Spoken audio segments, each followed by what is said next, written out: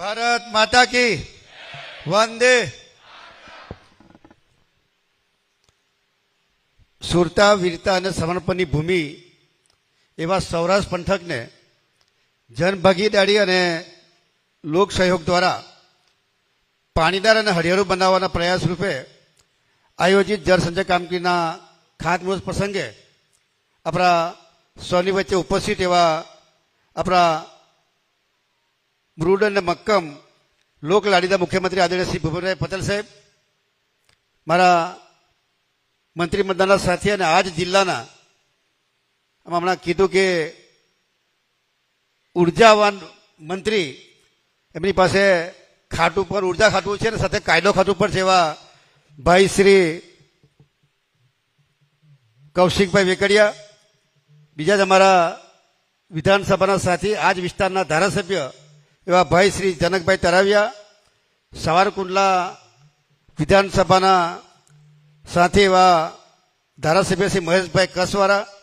બીજા જેવા ધારી વિસ્તારના ધારાસભ્ય શ્રી જેવી કાકડિયાજી, પૂર્વ ધારાસભ્ય શ્રી ઠાકરજી બાપા, મારા વિભાગના સિંચાઈના સચિવ શ્રી પીસી વ્યાસ, હમણાં જ 2 દિવસ પહેલા જેમણે સૌરાષ્ટ્રના ચીફ એન્જિનિયર ચાલી લીધો એવા શ્રી પંડ્યાજી, આ કામમાં જેઓનો રૂડો સહયોગ સાંપેલો છે એવા શ્રીમાન સૌજીભાઈ ધોરકિયાજી, જિલ્લા ભાજપના પ્રમુખ શ્રી અતુલભાઈ કાનાણી, સંગઠનના સૌ મિત્રો, અમરેલી જિલ્લા વહીવટીતંત્રના સૌ અધિકારીશ્રીઓ, કર્મચારીશ્રીઓ, પાણી પુરવઠા સિંચાઈના સૌ અધિકારીશ્રીઓ, અહીંયા ઉપસ્થિત સર્વે માતાઓ, બહેનો, યુવાનો, સૌ પત્રકાર મિત્રો. આપણે 2000 પહેલાનું ગામ અને 2000 પછીનું અત્યારનું 25 વર્ષ પછીનું આપણું ગામ આપણે સૌએ જોયું છે. ભૂતકાળની અંદર સૌરાષ્ટ્ર એટલે દુષ્કાળગ્રસ્ત વિસ્તાર કહેવાતો. પીવાનું પાણી પણ ટ્રેન મારફતે લાવીને ટેન્કરોથી ગામની અંદર વિતરણ કરવું પડતું હતું, એવી સ્થિતિ હતી. પીવાનું પાણી પણ અઠવાડિયે 15 દિવસે આપણને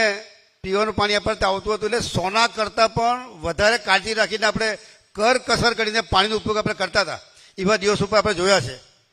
ત્યારે મિત્રો મને કહેતા આનંદ થાય છે કે આપણા ગુજરાતના તત્કાલીન મુખ્યમંત્રી શ્રી અને આજના યશસ્વી વડાપ્રધાન આદરણીય શ્રી નરેન્દ્રભાઈ મોદી સાહેબે એ સૌરાષ્ટ્ર માટે સૌની યોજના બનાવી, કચ્છ માટે કવની યોજના બનાવી,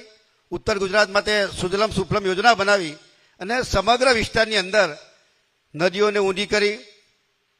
ચેકડેમો બનાવવામાં આવ્યા, બોરીબંધો બનાવીને પાણીના તર કઈ રીતના પાણી રોકાઈને પાણી તર ઊંચા આવે એ પ્રકારની જે મિત્રો કામગીરી કરી અને એ કામગીરીને જેમનું મોદી સાહેબનું સપનું, તે સપનું સાકાર કરવા માટે આપણા મૃડ અને મક્કમ રાજ્યના મુખ્યમંત્રી શ્રી ભૂપેન્દ્રભાઈ પટેલ સાહેબ પણ આ કામગીરીને જ્યારે વધારી રહ્યા ત્યારે મિત્રો આ સિંચાઈના અને પાણી પુરવઠાના કામ માટે ક્યારેય પણ સીએમ સાહેબે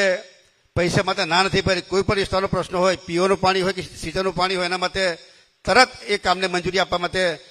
તાત્પર્ય બતાવે. અને મિત્રો એ જ રીતે જે કામગીરી કરી રહ્યા ત્યારે આ સૌરાષ્ટ્ર વિસ્તારની અંદર જોઈએ છે કે અત્યારે આ યોજના દ્વારા પાઇપલાઇન દ્વારા પણ દરેક વાંકડામાં, દરેક નદીઓમાં આ પાણી છોડીને ચેકડેમમાં પાણી રોકાય અને સિંચાઈ કરતા થાય એ પ્રકારની મિત્રો કામગીરી કરવામાં આવી છે. મિત્રો એ જ રીતે આ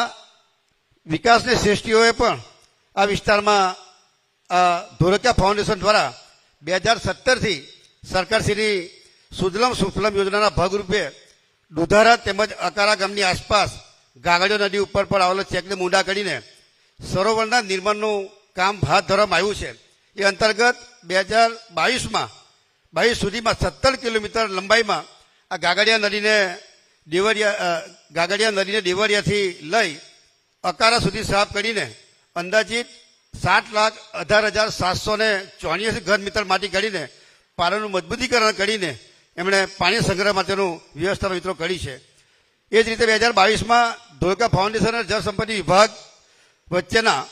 MOU થકી અકારાથી ક્રાંકર સુધી 27.5 કિલોમીટર લંબાઈમાં ગાગડિયા નદીને ઊંડી કરીને ભેંસાણ અને બોડિયા ગામે 2 નવા ચેકનું નિર્માણ કરીને જળ સંગ્રહ શક્તિમાં 109 MCFથી જેટલો વધારો કરીને 1000 હેક્ટર કરતાં વધુ જમીનને નવપલ્લિત કરવાનું કામ મિત્રો આ થઈ રહ્યું છે. આવનારા સમયમાં પીપળા નદીના વિસ્તારમાં જળ સંચયની કામગીરી થકી સાથે જ નદીની આસપાસના ઈશ્વરિયા,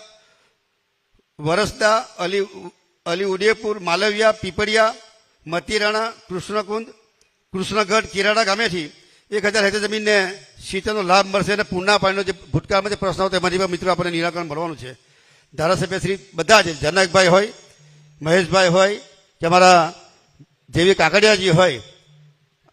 વારંવાર જ્યારે વિધાનસભા ચાલતી હતી દરરોજ જેટલી વાર ભેગા થઈ એટલી વાર મને કહે કે ભાઈ અમારી આ નદી જમખુડી નદીને ઊંધી કરવાનું છે, જલ્દી કરો, ક્યારે મંજૂરી આપો છો. એવા સક્રિય 3 ધારાસભ્યો વિસ્તારની ચિંતા કરીને પોતે પોતાના વિસ્તારમાં જે પ્રકારે પાણી સંગ્રહની જળ સંચયની વ્યવસ્થાપનની કામગીરી કરી રહ્યા છે એમને પણ હું આ તબક્કે અભિનંદન આપું છું. મિત્રો, આ કાર્યની સાથે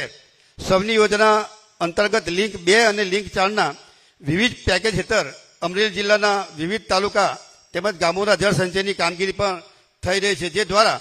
અમરેલી જિલ્લાના 4 અને 49 જેટલા ભળીને આ વિસ્તાર તેમજ આજે જ્યારે અમરેલી જિલ્લો